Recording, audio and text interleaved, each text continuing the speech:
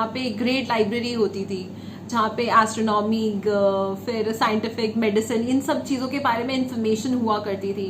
लेकिन after these inventions of religion and all, conflict के चक्कर में ये सारा खत्म हो गया, वो ग्रेट लाइब्रेरी तक खत्म हो गई.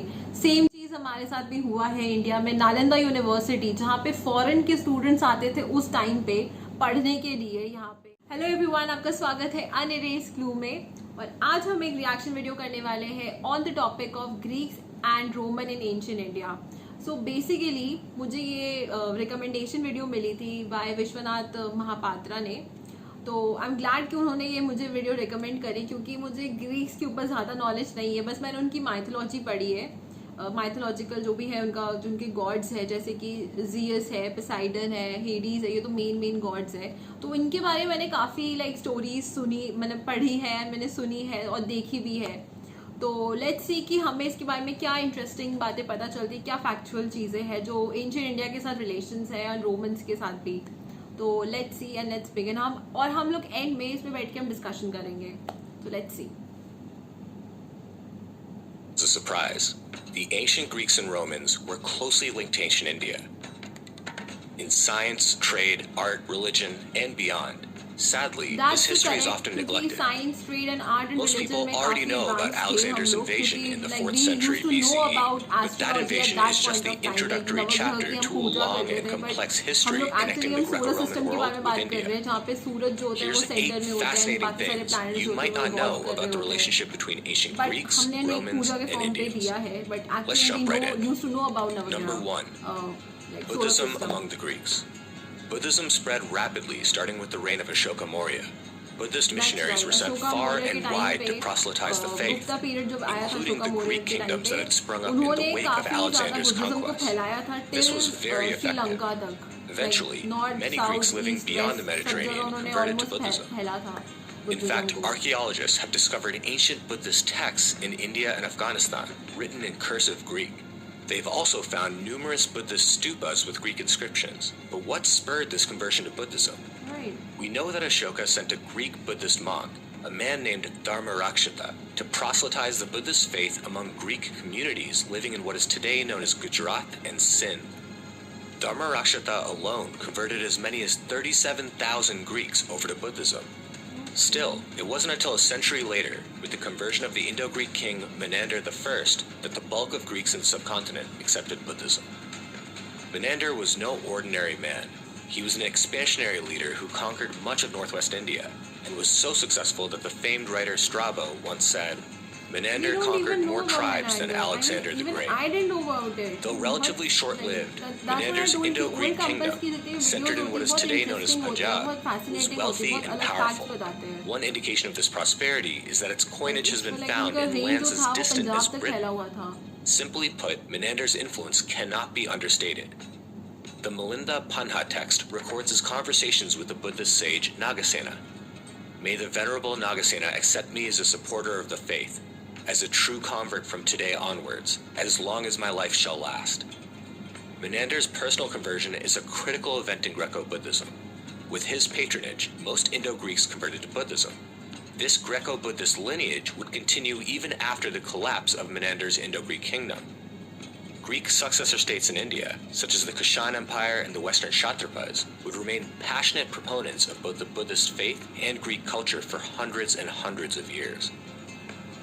Number 2. Greco-Roman art in India. The rise of the Greeks in South Asia led to the development of unique, syncretic art known as the Gandharan style. Right. The Gandharan school of art blended both Hellenistic and native Indian elements. Greek figures were often portrayed alongside or integrated with Indianized elements. For example, sculptures of the Greek titan Atlas would be placed underneath Buddhist temples, signaling that Atlas was holding up the structure. Similarly, Gandharan craftsmen made carvings at the Sanchi monastery that placed Indianized lotus flowers within traditional Greek patterns. But the Gandharan influence wasn't limited to stone sculpture. Indo-Greek coinage mixed the Greek portraiture style with Indianized elements too. This portraiture style was rapidly adopted by native Indian kings. Under the Indo-Greeks, Buddhist art thrived. It is widely believed that the first iconic representations of the Buddha were created in the Gandharan style, Prior to the development of this style, Buddhists avoided representing the Buddha in their art. They were aniconic. Some historians believe that the development of this more relatable, iconic style helped to popularize Buddhism in India. Greek mythological stories also found new life in India. Hercules, Dionysus, and other legendary Greek personages were given Indian travel stories to indicate that they were culturally and spiritually connected to the subcontinent. Regional differences abound. It's worth noting that while the Indo-Greek kingdoms influenced religion and art in North India, in South India, the tastes of the Roman Empire may have been more influential.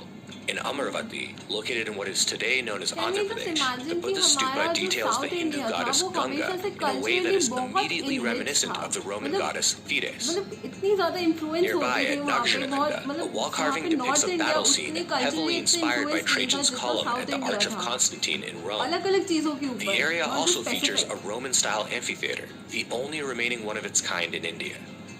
These elements could have been integrated into local forms by Indian craftsmen inspired by the influx of Roman coinage and sculpture, or by Roman craftsmen who lived in South India. Number 3. Roman trade with India. The Mediterranean trade with India existed since early antiquity through both maritime and overland routes into the subcontinent.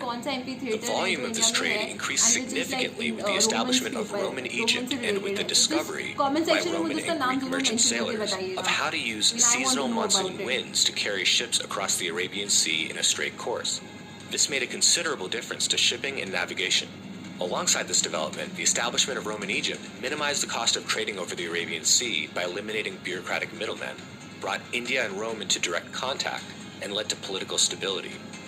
Evidence of the trade abounds, from historical accounts describing the trade, to shipwrecked Roman merchant vessels, to discoveries of Roman coinage and goods in India. According to Strabo, in a given year, as many as 120 ships sailed from the port of Myos Hormos to the coast of India. And that's just one of many ports. The trade was so extensive, in fact, that Pliny the Elder, a Roman statesman, complained that Rome's gold coinage was depleting due to the trade. Over 100 million sesterthi left circulation every year in service of the trade for Indian luxury goods. In an era with just a few 100 million people living worldwide, this represents an enormous volume of exchange. Many ports in India received Roman goods, though aside from Karachi and Bharuch, it appears that the bulk of the trade was conducted at ports located in South India. In places like Arikamidu, Kavaripatnam, and Muziris, archaeologists have found hoards of coins, shards of Roman amphorae, and many other indications of trade. It is theorized that the Indo-Roman trade was so substantial that it contributed to the development of Golden Age Tamil kingdoms of the Sangam era. In Tamil Sangam literature, we even find references to Indo-Roman trade. The beautifully built ships of the Yavanas came with gold and returned with pepper, and Muziris resounded with the noise of ships arriving. The trade was sufficiently large to justify sending embassies from India to Rome, and vice versa. We know that a Roman embassy was established at Muziris for the benefit of the trade there. Meanwhile, according to the Roman emperor himself, Augustus Caesar, embassies were often sent to me from the kings of India. What goods were exchanged? The Romans exported clothing, ointments, gems, frankincense, glasswork items, lamps, silver and gold, wine, and slaves, while Indian merchants exported spices, cinnamon, peppers, ivory, gems, pearls, exotic animals, fine cloth, silks, and other textile items. Clearly, the Indo-Roman trade was varied, but many goods traded in India actually originated from China and Southeast Asia. In fact, most Chinese silk purchased by Romans was done in Indian markets. As with any trade, even rarer items would sometimes find their way from end to end, such as sculptural art for wealthy buyers. For example, archaeologists have discovered in the ruins of the Roman city of Pompeii what is referred to as the Pompeii Lakshmi. The Pompeii Lakshmi is an ivory statue of the Hindu goddess produced in Telugu, South India, and shipped off to a buyer in the Roman Empire. Number 4. Roman communities in India. The interactions between Rome and India were not distant transactional events. The historical record indicates that there were communities of Roman citizens living and working in cities throughout the subcontinent. Romans in India primarily worked as merchants and craftsmen. The Periplus Maris Erythrae, a Greek navigational book written in the 1st century CE, lists a series of ports along the Indian coast, including but not limited to Bharuch, Unerased, and Arikamirdu. An excavation at Arikamirdu, near present-day Pondicherry, has revealed a Roman trading settlement of this period. And elsewhere too, the presence of Roman trade goods point to a continuous occupation. Hordes of Roman coins and shards of Roman wine amphora have also been found in Unerased, located near present-day Cochin. Unerased was an important port for Roman trade. In fact, even a temple to Augustus Caesar was built in the city, most likely to service the Roman community that had formed around their imperial embassy. There are indications of a Roman presence in other parts of South India too, both coastal and non-coastal, especially where river trade allowed Roman goods and culture to penetrate further inland. From ancient Tamil literature, we're told that there were many Roman merchants trading in the Kaveri Delta, and that they were a very prosperous community. Number 5. Indian visitors in the Greco-Roman world. We know that ancient Indians lived and traveled in the Greco-Roman world. This Indian presence is well recorded. For example, Indian gravestones have been found in Alexandria dating back to the Ptolemaic period, and graffiti motifs on pottery found in ports in the Red Sea reflect the presence of Indian merchants. All this is indicative of significant and regular communities of Indians in the Greco-Roman world. As far back as the life of Socrates, there were Indians either living in or visiting Athens. For example, the historical record reveals that Socrates was involved in conversations with an Indian who was skeptical of his philosophical approach. Also in Athens, a traveling Hindu ascetic from Gujarat, Zarmanochegas, burned himself alive as a demonstration of his faith. This event caused a sensation in Greek society and was a point of discussion for Greek writers. The legendary Roman orator Dio Chrysostom once claimed that Homer's poetry was popular in India, and that Indians were regular members of his audience. It's possible that interest in Greco-Roman art and philosophy attracted traveling scholars from the subcontinent. So, Indians were a normal sight in the Greco-Roman world. They were not only members of the mercantile and diplomatic class, but also missionaries and elite scholars. The historical record seems to support this notion. For example, some historians believe that Ammonius Saccas, a Roman citizen and leading Neoplatonist in Alexandria, was of Indian ethnic origin, and may have hailed from what is today known as Bihar.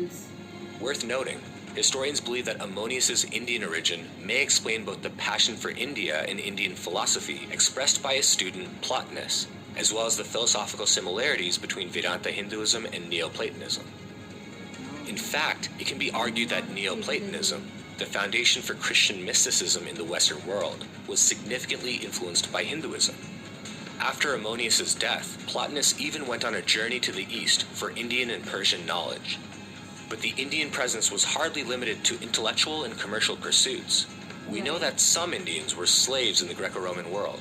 Records in Rome and Alexandria indicate that a wide variety of persons, from philosophers to merchants, owned Indian slaves.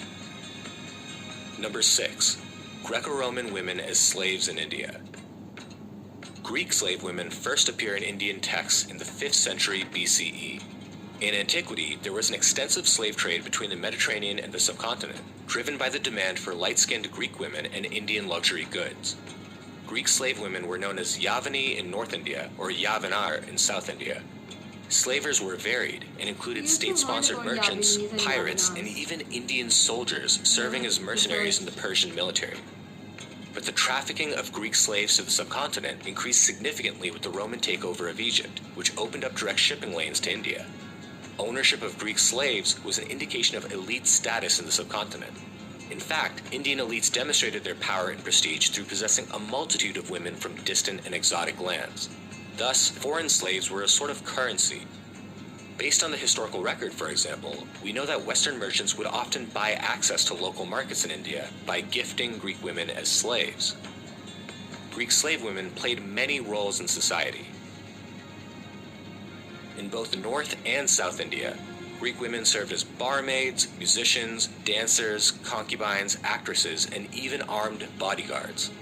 Kalidasa, the legendary Sanskrit poet, wrote that the most desirable race for female bodyguards was Greek, though he was referring to women from all over the Hellenistic world. It's worth noting that regardless of their profession, Greek women are described as wearing clothes that were typical of their homeland. Historians believe that this indicates there was prestige to be gained in associating with an exotic foreign culture. Light skin, light hair, Greek dress, and other indications of foreign origin were highly valued. Number 7. scientific exchange between Greeks and Indians. Many Greek scientific texts were translated into Sanskrit during late antiquity and the classical period. In the astronomical realm, consider the 5 astronomical canons in India around the 5th century CE. Of these 5 texts, 2 were Greek, the Palisa Siddhanta and the Romaka Siddhanta. The Palisa Siddhanta represents the Alexandrian school of astronomy, while the Romaka Siddhanta represents learnings by the astronomers of Byzantine Rome. Indian scholars believe themselves much superior to Westerners, but recognize Western expertise in the sciences, including astronomy. In the Garga Samhita, it is written, "The Yavanas are barbarians, yet the science of astronomy originated with them, and for this they must be honored." I was an Indian. In the Brihat Samhita, an ancient Indian scientist named Varaha writes, "The Greeks, though impure, must be honored, since they are trained in the sciences, and therein exceeded others." More generally, the centuries-long intellectual movement in Alexandria, a legendary center of learning that blended Hellenistic, Roman, and Oriental influences, led to the transmission of new ideas to India, from geography to mathematics, astronomy, philosophy, and medicine. The presence of Greek-speaking kingdoms in India enabled the translation of these texts to Sanskrit, and thus encouraged the rapid spread of foreign ideas and discoveries. Number 8. Western astrology meets Vedic astrology. Western Greek astrology has had a significant impact on Indian astrology. In fact, the zodiac signs were introduced to India by the Greeks.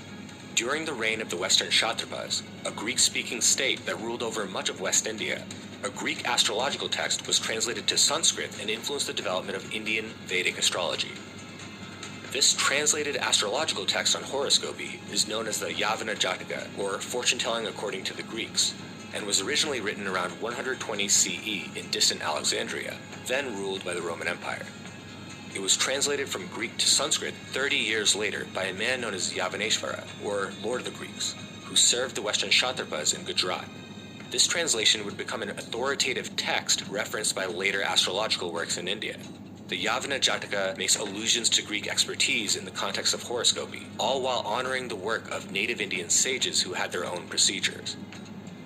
Like other Indo-Greek powers, the Western Kshatrapas promoted translations from Greek to Sanskrit in an attempt to curry favor with powerful local hierarchies. This was an effective strategy, perhaps too effective. Towards the end of their long imperial history, the Western Kshatrapas had become so Indianized that even their coinage no longer contained real Greek words. Instead, their coinage contained pseudo-Greek letters meant only for visual stylization. That's a lot to consider. But it's fair to say that India and the Greco-Roman world was much more closely connected in ancient times than we've been led to believe. And now you know. So video जो है वो already and हो चुकी है. So basically यहाँ पे उन्होंने जो चीज़ों के बारे में एक्सप्लेन करने का ट्राई किया है, मैं उसके बारे में ज़्यादा कुछ नहीं जानती थी. एज मैंने पहले कह दिया था कि मुझे इसके बारे में इतना आइडिया नहीं, क्योंकि जब भी हम ग्रीक के ऊपर हम सुनते हैं तो हमेशा हमारे दिमाग में पहली पिक्चर जो आती है वो होती है जियस, पोसाइडन, पर्सियस, मेड्यूसा. इनके ऊपर हमारी मुझे मतलब मेरा तो यही आता है कि जब भी मैं ग्रीक सुनती हूँ तो शायद यही आता है, ये जो माइथोलॉजिकल स्टोरीज होती है और माइथोलॉजी जो होती है. लेकिन ग्रीक उससे आगे भी बहुत सारी चीज़ों के बारे में सोचता था. जैसे कि एस्ट्रोनॉमी के ऊपर उन्होंने जो बातें बताई हैं, काफ़ी सारी बातें रिलेटेबल है, क्योंकि मैंने एक मूवी देखी थी जिसका नाम था अगोरा.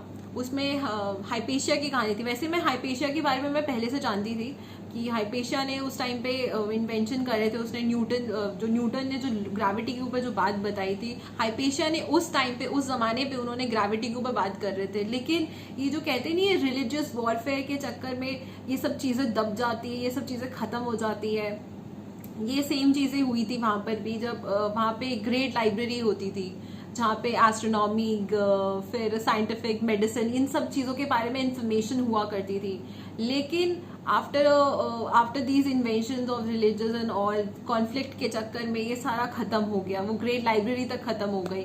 सेम चीज़ हमारे साथ भी हुआ है इंडिया में. नालंदा यूनिवर्सिटी, जहाँ पे फॉरेन के स्टूडेंट्स आते थे उस टाइम पे पढ़ने के लिए, यहाँ पे बहुत सारे ऐसे आए भी थे. मैंने नालंदा यूनिवर्सिटी पे एक वीडियो भी बनाई थी, एक्सप्लेनेटरी वीडियो थी वो. आप अगर आप चाहो तो आप देख सकते हो. I can say that is not a very good, but ये कि इन्फॉर्मेटिव है. मैंने कोशिश करी थी कि छोटे टाइम पीरियड पे मैं जितनी ज़्यादा इन्फॉर्मेशन दे पाऊँ उतना अच्छा होगा. तो आप चाहे तो आप वो वीडियो भी देख सकते हैं, या फिर आप कोई भी इन्फॉर्मेशन निकाल के आप नालंदा यूनिवर्सिटी के बारे में डेफिनेटली पढ़िए, क्योंकि नालंदा यूनिवर्सिटी जो अभी हमें सिर्फ एक स्ट्रक्चर की तरह दिखती है, एक मोनूमेंटल स्ट्रक्चर की तरह दिखती है, बट एक्चुअली में वो नालंदा यूनिवर्सिटी हुआ करती थी, जहाँ पे बच्चों को पढ़ाया जाता था, जहाँ पे उन्हें सिखाया जाता था। वो काफ़ी हायर लेवल की स्टडीज़ हुआ करती थी। यहाँ पे भी उन्होंने जो इस वीडियो में, वैसे मैं एक चीज़ बता दूँ, ओल्ड कंपस की जितनी भी वीडियोस होती है वो बहुत ही अच्छी होती है, बहुत ही इन्फॉर्मेटिव होती है। मतलब फैक्चुअली वो बहुत बातें वो फैक्चुअली करते हैं कि ये सब चीज़ें हैं, ये सब चीज़ें नहीं है। जैसे उन्होंने एक एमपी थिएटर के बारे में बताया जो साउथ इंडिया में है, मुझे उसका नाम नहीं पता, तो प्लीज़ मुझे कमेंट सेक्शन पे ज़रूर लिख के बताइए कि साउथ इंडिया में ये जो एमपी थिएटर है जो रोमन से इन्फ्लुएंस्ड है उसका क्या नाम है, और जगह का भी मुझे नाम बताइएगा कि कौन सी जगह पे क्या नाम है उस एमपी थिएटर का, क्या अभी एग्जिस्टेंस पे है या वो भी खत्म हो चुका है। तो डेफिनेटली मुझे कमेंट सेक्शन पे आई होप मुझे बता दोगे आप लोग, तो आई वुड सी कि वो क्या है, और उसके ऊपर मैं भी खुद रिसर्च करूँगी। और यही बात थी, उन्होंने एक और चीज़ बताई कि कोई राजा थे जिन्होंने पंजाब से लेके साउथ ग्रीक तक वहाँ पे उन्होंने काफ़ी बुद्धिज़्म के ऊपर फैलाया, बहुत और चीज़ों के बारे में, उन कल्चर भी बहुत डाइवर्स किया। Even I don't know about this king, तो मैं इसके बारे में डेफिनेटली पढ़ूंगी। मैंने कहा कि मैं ग्रीक के ऊपर मैं ज़्यादा कुछ जानती नहीं थी, सिर्फ माइथोलॉजिकली मैं जानती थी, तो I am so sorry about it, मेरे को इतना आइडिया नहीं था। तो मैं डेफिनेटली इसके बारे में पढ़ूंगी और भी सारी इन्फॉर्मेशन के बारे में मैं जानने की कोशिश करूंगी। और उन्होंने एक और चीज़ बताई कि दैट हर्क्यूलिस ऑल्सो, मैंने हर्क्यूलिस की भी कुछ स्टोरीज पढ़ी है, जैसे उसके 12 लेबर्स के ऊपर, कि उन्होंने कैसे कैसे टास्क परफॉर्म्स करे थे अलग अलग चीज़ों को लेके। तो that is also I know about that. But ये चीज़ तो है कि इंडिया में भी बहुत सारी चीज़ों के बारे में हम लोग उस टाइम पे बात किया करते थे जब ये सब चीज़ों के बारे में डिस्कवरी नहीं हुई थी। लाइक एज आई सेड कि नवग्रह की जो पूजा होती है, हम लोग सिर्फ पूजा करते हैं, बट एक्चुअली वो एक सोलर सिस्टम है जो आज के टाइम पे हम बात करते हैं। तो जो भी होता है, तो एक एस्ट्रोलॉजी के ऊपर भी हमारी काफ़ी रिसर्च थी। हम लोग उसको एक पूजा के फॉर्म में देखते, बट अगर हम एक साइंटिफिक फॉर्म में देखें तो एक साइंस हमें नजर आता है उसमें कि हम लोग सोलर सिस्टम के बारे में, इंडिया के लोग सोलर सिस्टम के बारे में जानते थे। दैट पॉइंट ऑफ टाइम हम लोग उसकी पूजा करते थे, और वो लोग भले रिसर्च के ऊपर बात कर रहे हो, that is a different thing. वैसे में ग्रीक्स और इंडिया के बीच में तो वैसे गॉड्स में भी काफ़ी सिमिलैरिटीज़ है अगर हम नॉर्मली देखें। जैसे कि पोसाइडन जो होते हैं उनका भी ये, क्योंकि बस ट्राइडेंट होता है। और इंडिया में भी अगर हम गॉड और गॉडेसेस को देखें तो लाइक शिव जी के पास भी लाइक त्रिशूल होता है, हम उन्हें त्रिशूल कहते हैं। और हेडीज जो होते हैं वो बेसिकली गॉड ऑफ अंडरवर्ल्ड है, और हमारे यहाँ पे गॉड ऑफ अंडरवर्ल्ड जो है, जो मतलब वो है यमराज है, जो सोल्स की देखभाल करते हैं, जो ले जाते हैं, उनको वे देते हैं सम्राट जी, तो शायद वो भी एक है। तो ये तो सिमिलैरिटीज़ है। और मैं ये चीज़ मैं डेफिनेटली बोलूँगी कि ग्रीक्स के ऊपर इन्होंने जो फैक्चुअल चीज़ें बताई इसमें मैं रिसर्च करूँगी, इसमें मैं आगे और भी पढ़ूँगी, अपने स्किल्स को थोड़ा और एनहांस करूँगी। और इसके साथ हम इस वीडियो का एंड करते हैं। अगर आप लोगों को मेरा ये वीडियो अच्छा लगा तो इसे प्लीज़ लाइक करिए, प्लीज़ सब्सक्राइब करिए, और मुझे कमेंट करके ज़रूर बताइए कि आप लोग को मेरा रिएक्शन कैसा लगा। और मुझे ये भी बताइए जो एमपी थिएटर है जो साउथ इंडिया में है उसका नाम क्या है और वो कौन सी जगह पे है, तो मुझे डेफिनेटली बताइए। वो MP theatre I think Roman से इन्फ्लुएंस करके बनाया गया है, तो मुझे वो डेफिनेटली कमेंट सेक्शन पे लिख के ज़रूर बताइएगा। और मुझे अगर आप लोग चाहते हो कि नेक्स्ट वीडियो में किसी भी बताओ, जो लोग आप लोग चाहते हो कि मैं इसमें रिएक्शन दूँ या फिर कोई एक्सप्लेनेटरी बनाऊँ रिलेटेड एनीथिंग और रिएक्शन विद कोई भी, तो मुझे डेफिनेटली कमेंट सेक्शन में विद द लिंक मुझे आप डेफिनेटली बताइए कि मेरे को इसमें रिएक्शन या फिर कोई एक्सप्लेनेटरी वीडियो बनानी है कि नहीं।